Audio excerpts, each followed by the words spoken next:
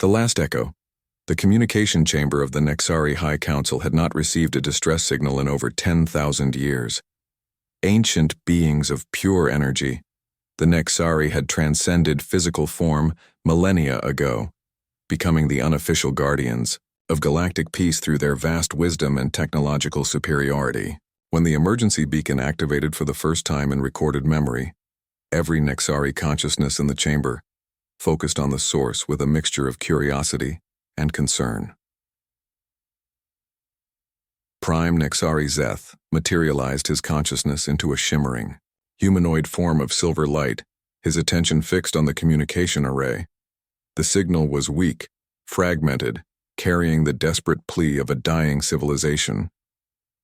As the message began to play, translated by the universal communication matrix, the chamber fell into a profound silence. The holographic display showed a being unlike any the Nexari had encountered in recent centuries. The creature appeared fragile, with translucent skin that seemed to shift like flowing water, and large, luminous eyes that held depths of intelligence and sorrow.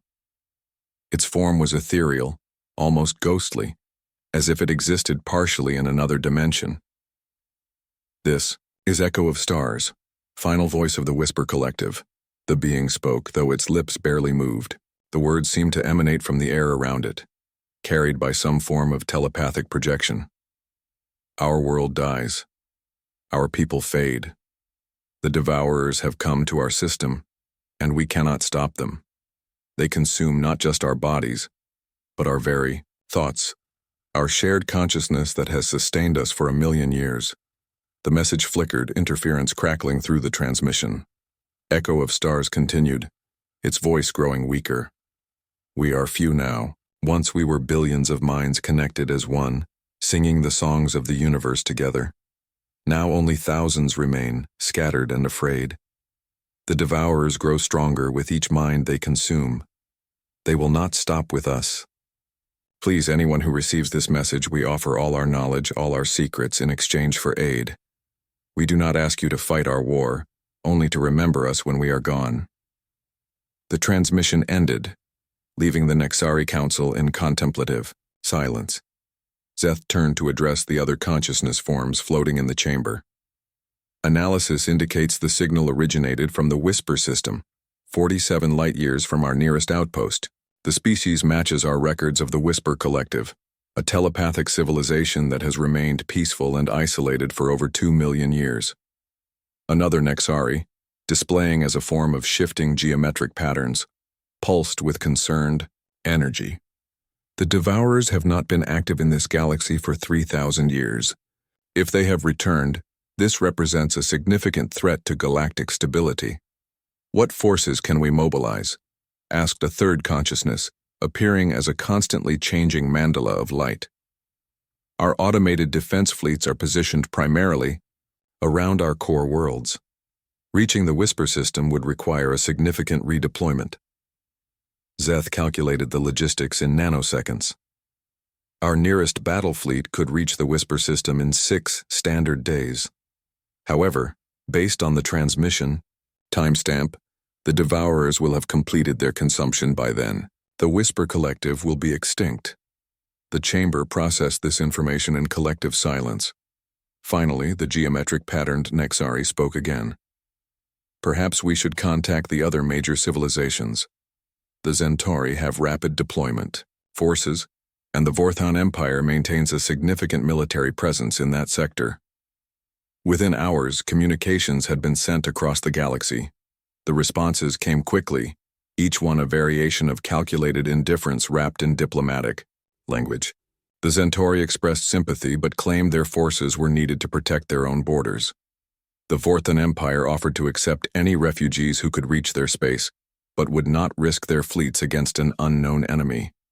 The ancient, crystalline mind sent philosophical condolences and suggested that extinction was simply another step in the natural order of the universe. One by one, every major galactic power offered excuses.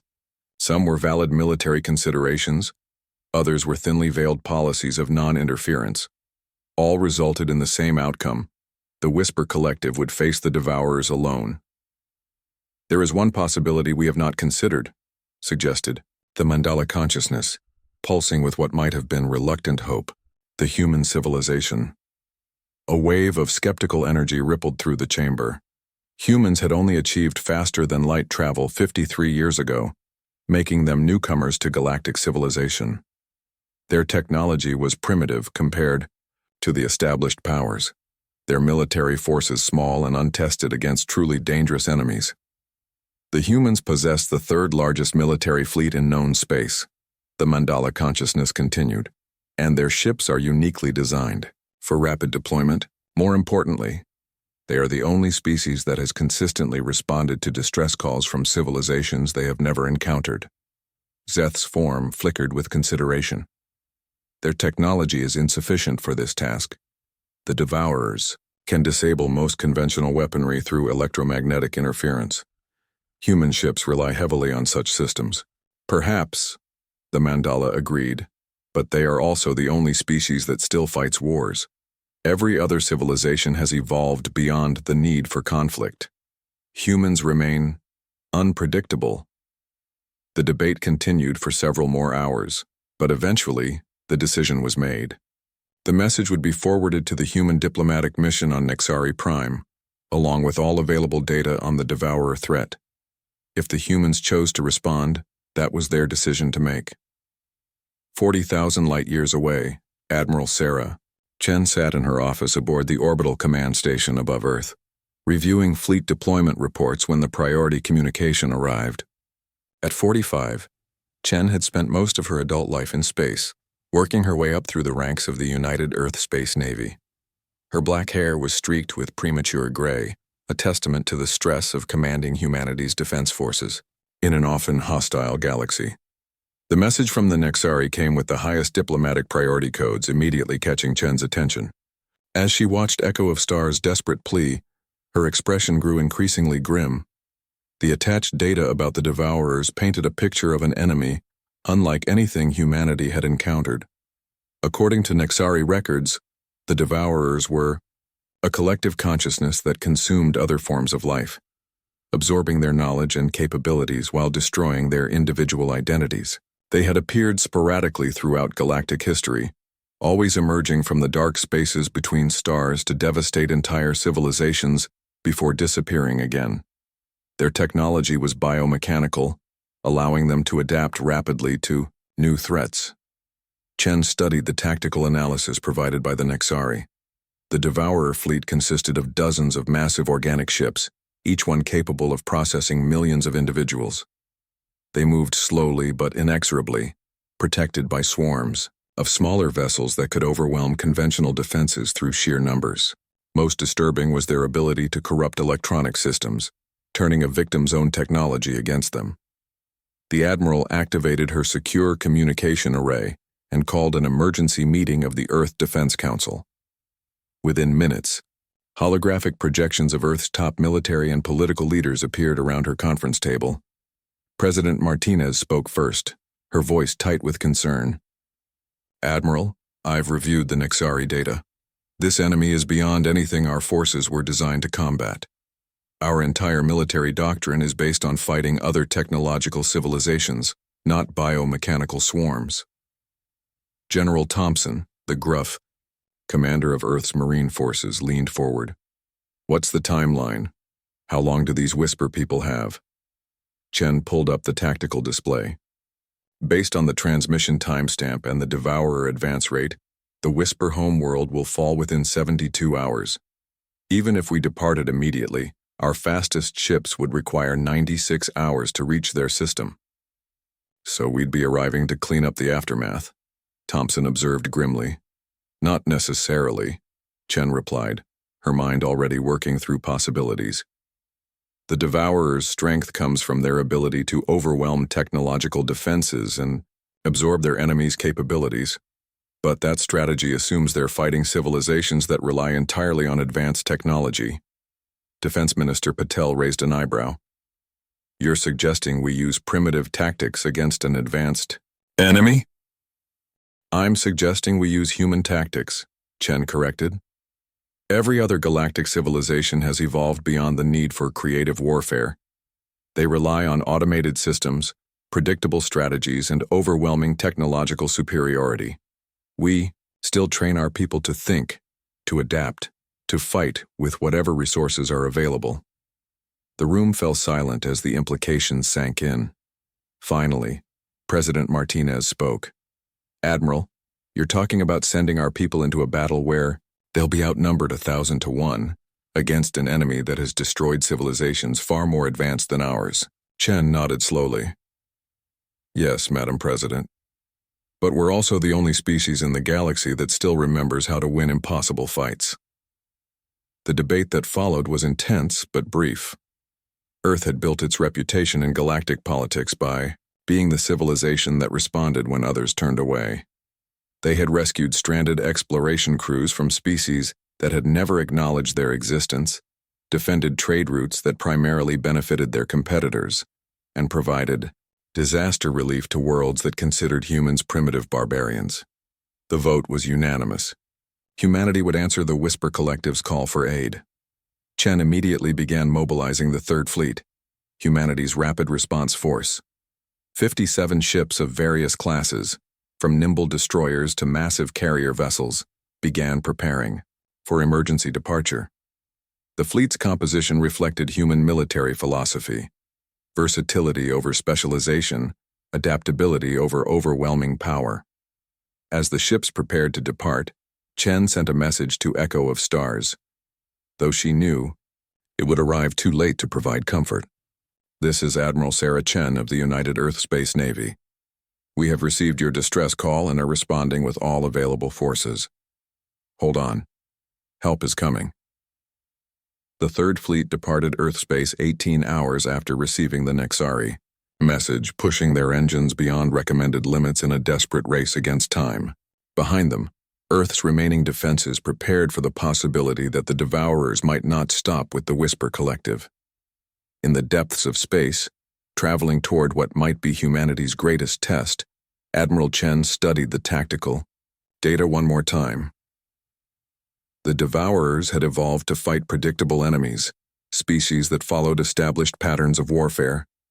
They had never encountered a species like humanity, one that thrived on chaos and improvisation.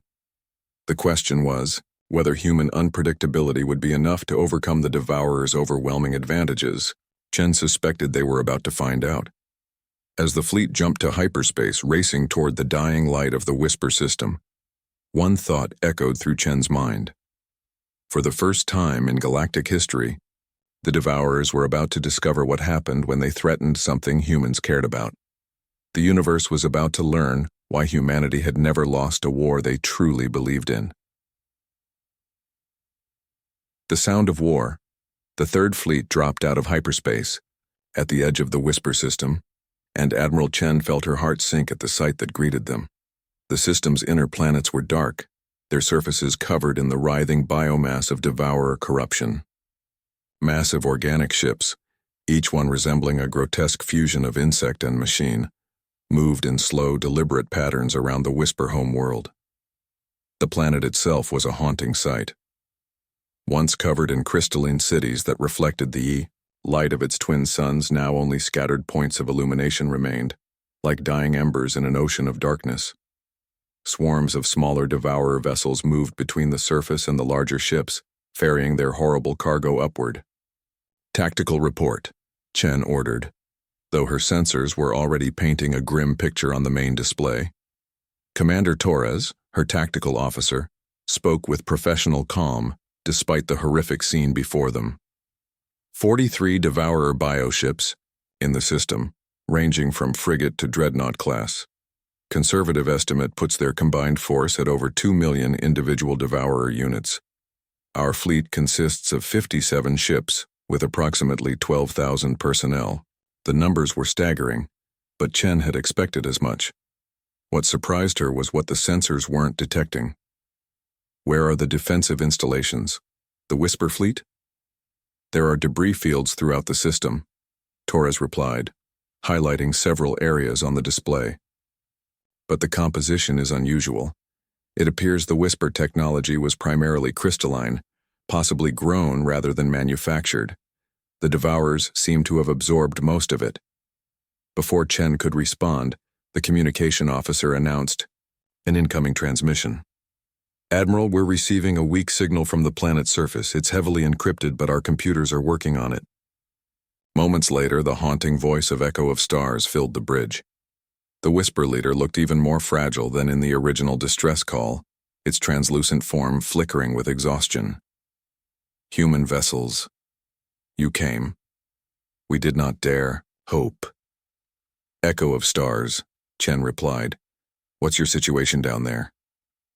We are few now. Perhaps 10,000 minds remain, hidden in the deep caverns beneath our capital city. The Devourers cannot reach us there, but neither can we escape. They have learned to mimic our thought songs, using them to lure survivors into traps. The tactical display suddenly exploded with new contacts as the Devourer fleet detected the human presence.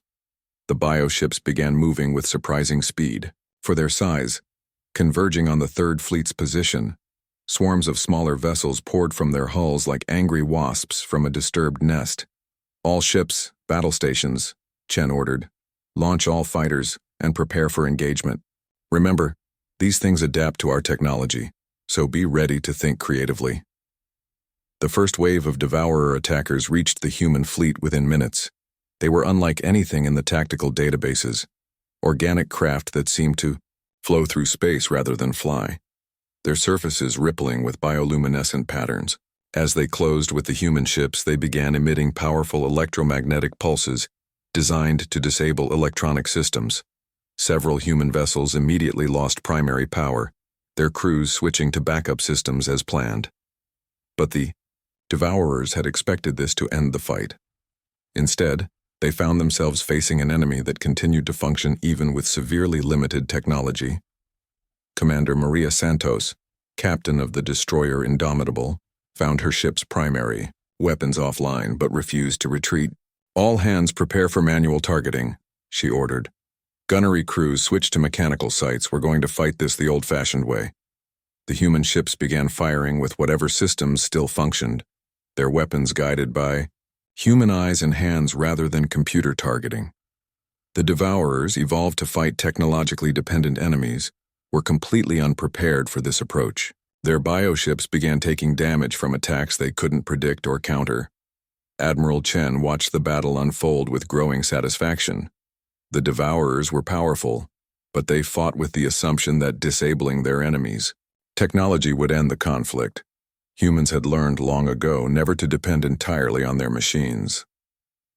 Echo of Stars, she called to the Whisper Leader. We need to know more about your people's abilities. The Nexari mentioned you were telepathic, but there has to be more. The alien's form seemed to solidify slightly as it focused on the communication.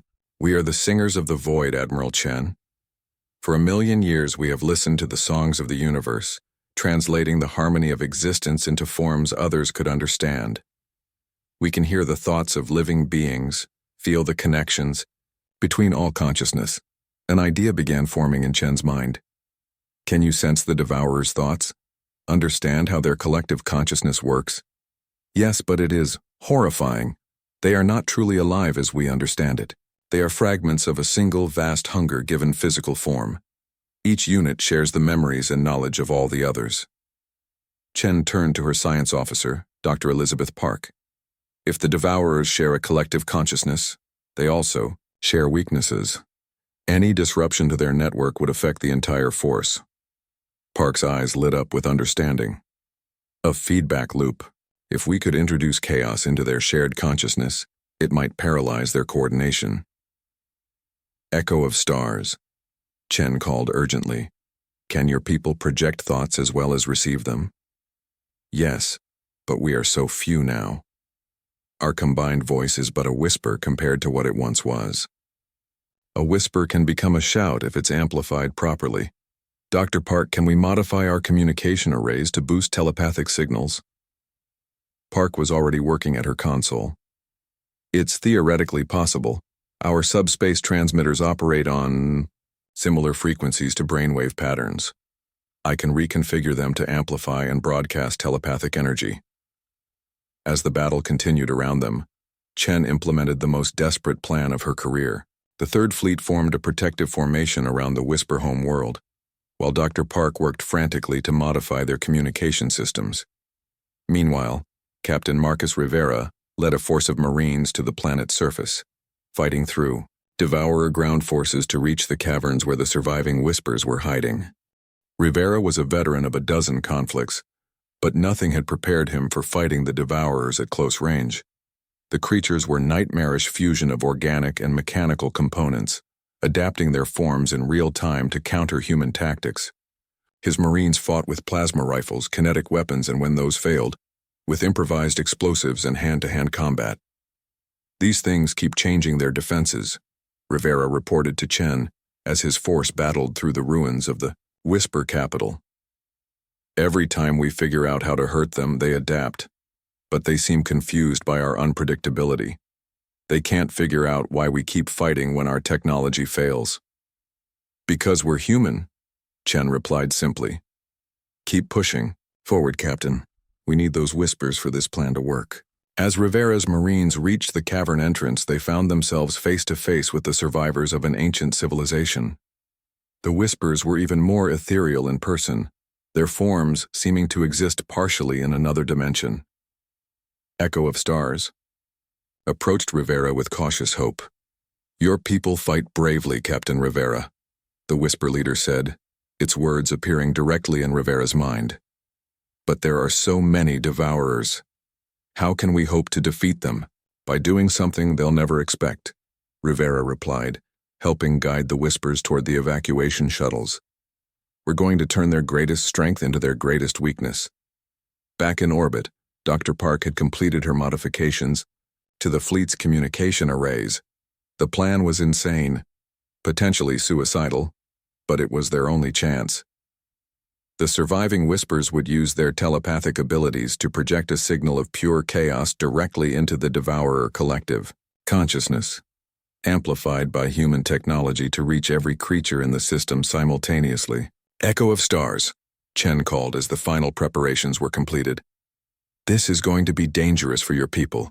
The feedback from the Devourer minds could destroy what's left of your collective consciousness. The Whisper leader's form shimmered with what might have been a smile.